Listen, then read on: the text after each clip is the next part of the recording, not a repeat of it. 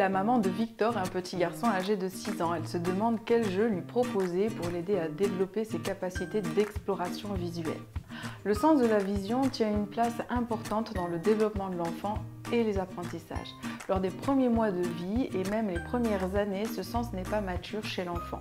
Tout petit, le bébé a une vision floue de son environnement et voit un objet de façon à peu près nette à une vingtaine de centimètres. Il identifie aussi les objets et personnes grâce au contraste donné par les couleurs. Il a besoin d'évoluer dans un environnement 50 fois plus lumineux qu'un adulte.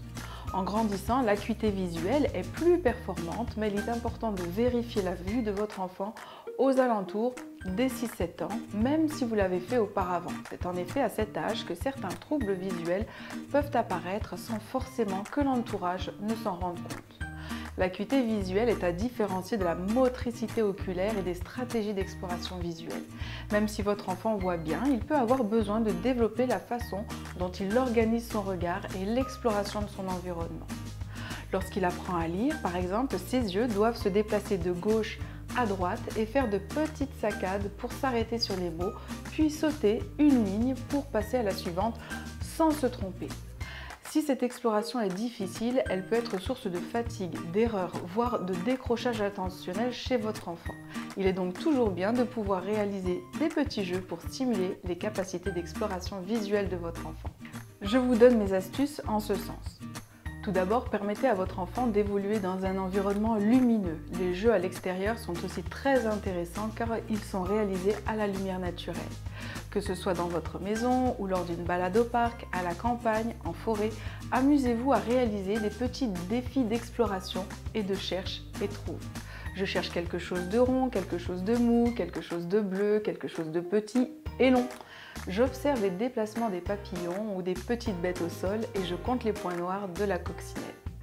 En lisant les livres, vous pouvez aussi amener votre enfant à trouver des choses sur les différentes pages à compter, comme certains animaux ou les petites bulles faites par les poissons dessinés, sans utiliser le doigt bien sûr et simplement en déplaçant le regard.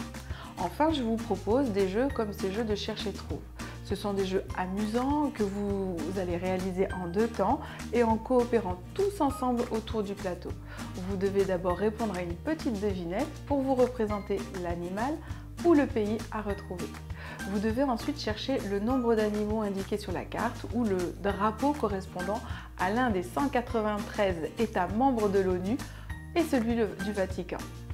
Pour retrouver l'animal ou le drapeau, vous et votre enfant réfléchissez et partagez vos stratégies d'organisation, comment vous déplacez le regard sur le plateau, quelles informations en termes de couleur ou de forme vous recherchez pour aller le plus rapidement possible.